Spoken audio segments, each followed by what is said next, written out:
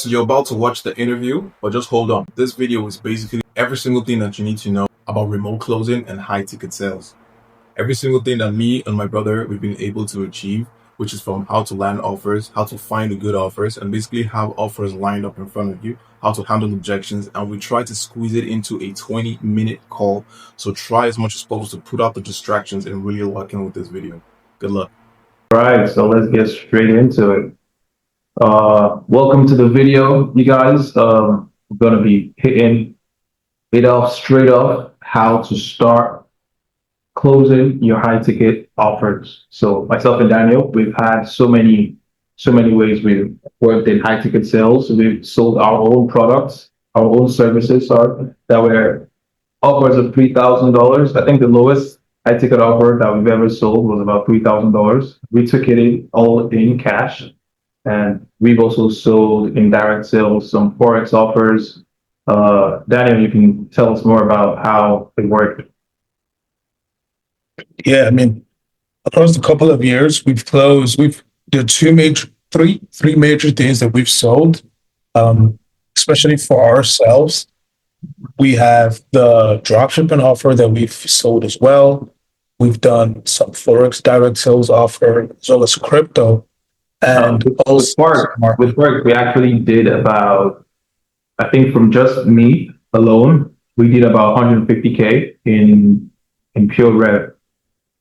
Yeah, I did about the same 150. This was like 300 across both of us in just Forex sales. So yeah.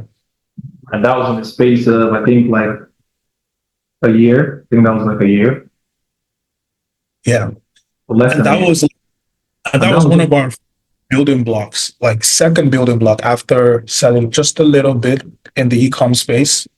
Yeah. And then we Forex, and then we really got a taste of like the big bucks in closing and finding the right pain points. I remember back then we were listening and watching people like Dan Locke, a couple of other sales guys just really show us how to, we spend a lot on, trying to hone our craft in.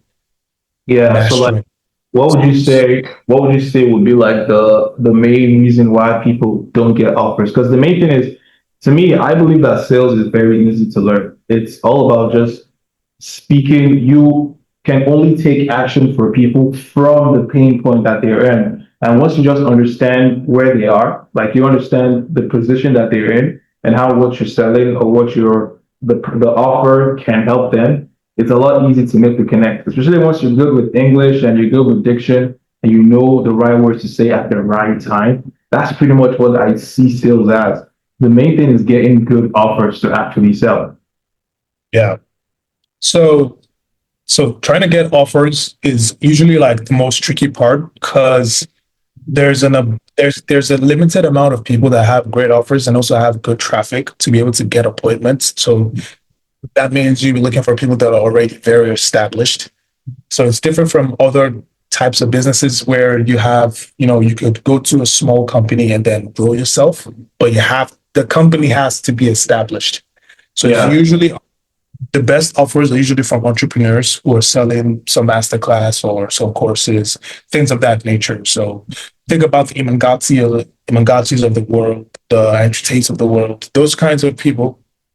Have people like us go into them because they're very busy. They can't and won't be the ones to be closing these people.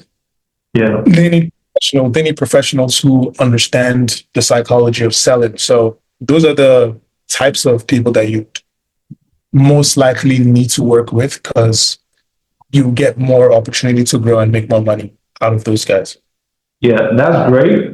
But also what I would say is like what people don't actually like look at is other businesses. Everybody wants to go the course route, but we also have we know people personally, me and you, that are selling offers for people who are in the dog pet niche who are trying to train their dogs. Like those are also ways that you can get more business into yourself instead of just looking at the typical route of coaching, mentorship. There are real life situations that regular people, not entrepreneurs, are also trying to get into mentorships. So if you could, just while you're scrolling on TikTok, you can see someone who is a dog trainer and he has a community. He's trying to help people get into their best shape. their doctors, their health practitioners, those guys who do the herb stuffs, like the natural ingredients for skincare and all that stuff. All those people have people who are about to pay thousands of dollars to get into for the herb guys, this secret cult of people who are, trying to be holistic and all that stuff. It's not a cult. I'm just kidding.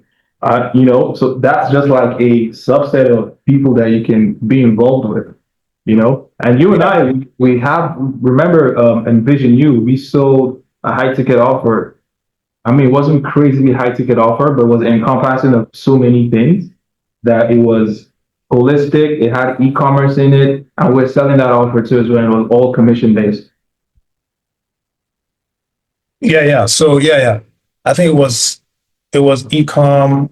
It had a little bit of some kind of investment stuff as well, and Yeah, then it had some holistic health thing for sleep and a bunch of other stuff. Yeah. yeah. But So the people, difference is that we had to get the leads ourselves, so that was another thing. So my opinion for many people who are just starting out is there are three routes you could go with remote sales or high ticket closing. Is many of these guys who are in this space that are throwing out these results, there are many people who are just doing regular jobs and they just use their course to get better at sales and they still put their results. They didn't get them an offer, they didn't do any of that, you know? And what you could do is get a regular job in sales. You could be a car sales guy, you could be selling mattresses. There was a guy that I saw who sold a mattress for about $30,000 after he got a mentorship, and he told me that it was just because he does need to get better at sales. It wasn't because of the mentor that he was with. It wasn't because of any of that. He just got better at sales. And once you're a good sales guy, you will make money. It doesn't really matter. The reason why people are looking for very good offers, like the best of the best offers, is because they aren't good at sales. Because any monkey can just get a good offer and just spew nonsense on calls and still get in because the people on you on the call with already sold with the guy who owns the program anyway. So no matter what you say, they will still join. hmm, yeah. So what do you think? What do you think will be the best routes by going for? Let's say you have a little bit of experience in sales. Maybe you have a bit of direct sales, maybe a car salesman, Yeah, or sales for maybe a yeah. solar company.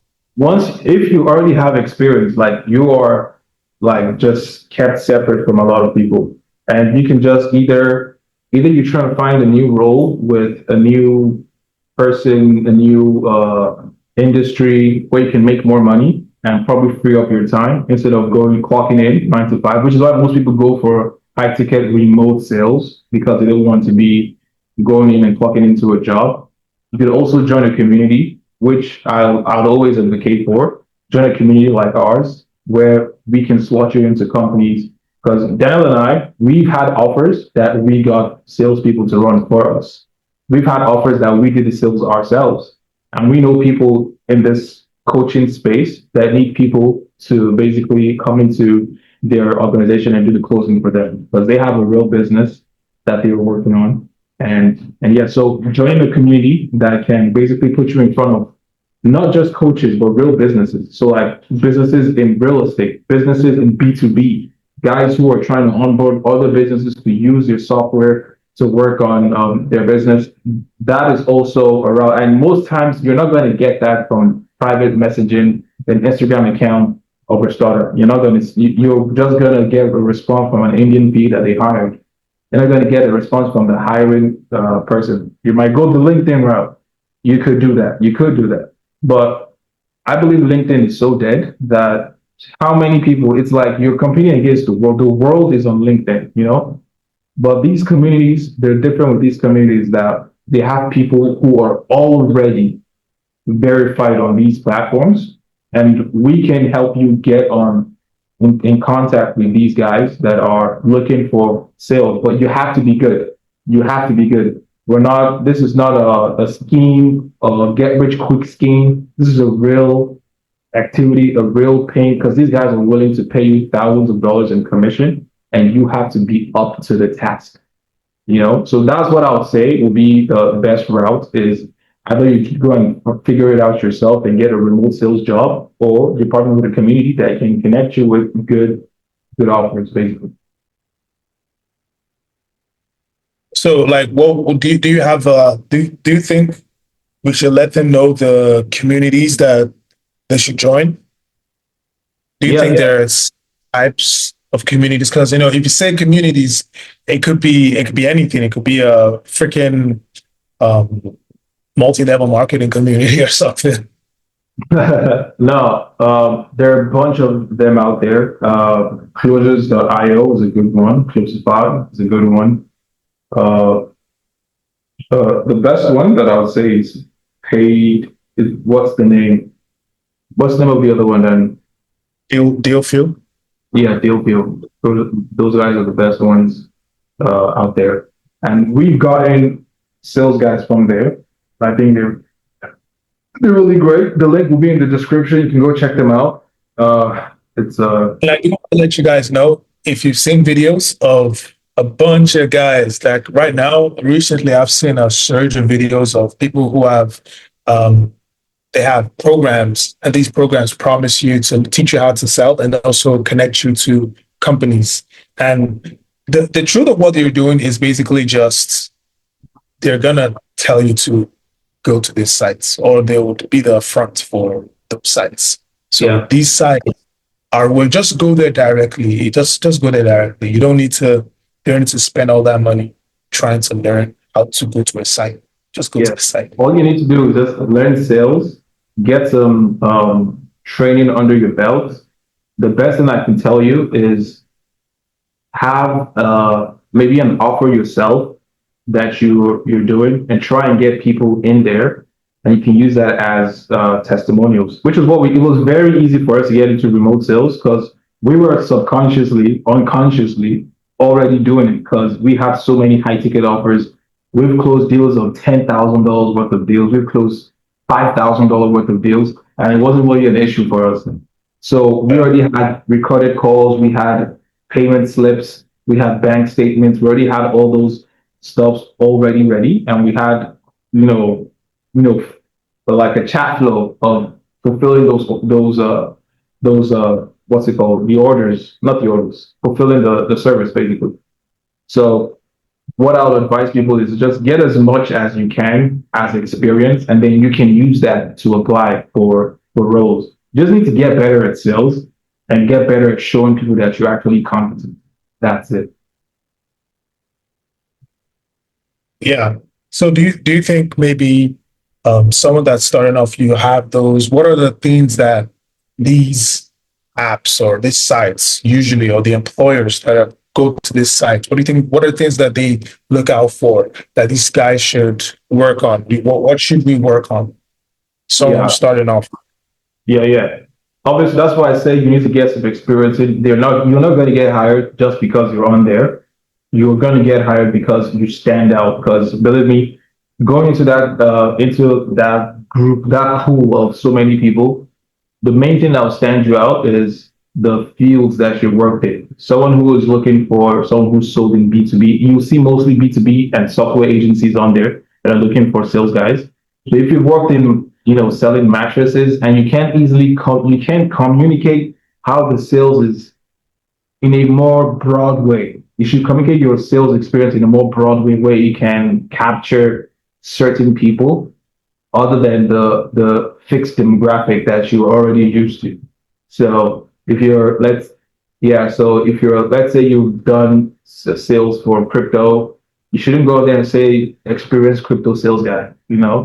It should be very direct on you have experience with sales for financial institutions or financial services. You understand? You just have to put in your words a lot clearer, and also, you need to get a deck. So you need a pitch deck to show your track record. How's it? Very eloquent. You need to look polished. Just the basic things, and just basically have as much experience as you can put on there. Because there's a trust score. This means make your trust score as high as possible, and make sure that you can deliver on everything. Have a high energy that you can. The high energy in sales is what people look for, just to know that you're going to take the business as serious as the CEO, as the owner. You and I, because we've already owned businesses, we know what business owners want to see. You can also put in, you work good hours and all that. And a good selling point is use your advantages to your good. What me and Daniel do is you get two for the price of one. So it's commission based for me and Daniel. So Daniel is working in the same company as I am, and we're still making so much money because when I'm not active, he's active. When he's not active, I'm active. And sometimes we're active at the same time. So we're literally working nonstop. It's like a 24/7 robot is working for you. And that always gets people. So maybe if you have a business partner, you guys can, work together as a unit. But that mostly won't work with like real serious business guys. This mostly works with coaches, mentorships, and all that. And just to buttress the point is we can get away with it more because we are, as you can see the resemblance with twins. Yeah, exactly.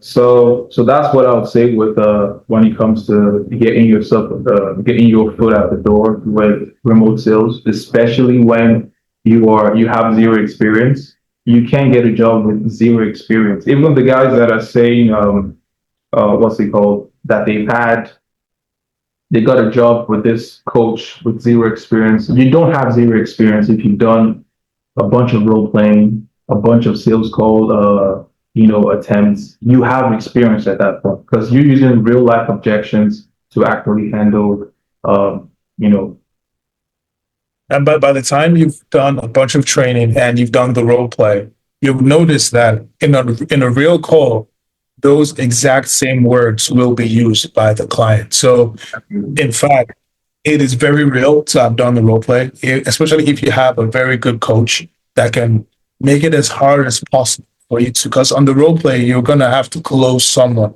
So if the person that you are doing the communication with is as tough on you as possible, then you can't escape through just being, lackadaisical, basically. You have to make sure that what you're saying and everything is on point with all the different objections. Probably we'll make a different video on how to handle different objections and how these sales calls usually go. Or maybe we could record a live video, a live call, and that would be post good. it so you guys can see how it actually works. And a couple of the things that people would mention on these calls as objections, because the truth about sales is these objections are not because of you or the product. It's usually because of them, and you need to address them and make sure they know that it is possible for them. Because someone who's making 2K or 3K, and then you tell them, oh, there's a guy, Alan, in the group who made 300, or there's a girl, Brittany, who made 500. Those are too far off. You're already making them feel like these are different kinds of people who are not me. But if you're able to find out what's the pain point and where is this person at in life, is this person a Yeah. truck driver? Mention the person who was a truck driver who's in the program who's been able to make 10K, 30K. Make it reasonable for them because they're not going to believe you. Not because of you're a liar, just because they're not. They believe that they're not special. So special things can happen to them. They need to let them know that there are other people who have been through what they're going through worse and have still made it. So yeah, Totally, totally. I think we just crushed it. I think it's about to be a crazy one with the two minds, one goal when it comes to this remote sales industry. If you guys have any more questions let us know. Put it in the comment section down below. I will see you in the next video. ciao.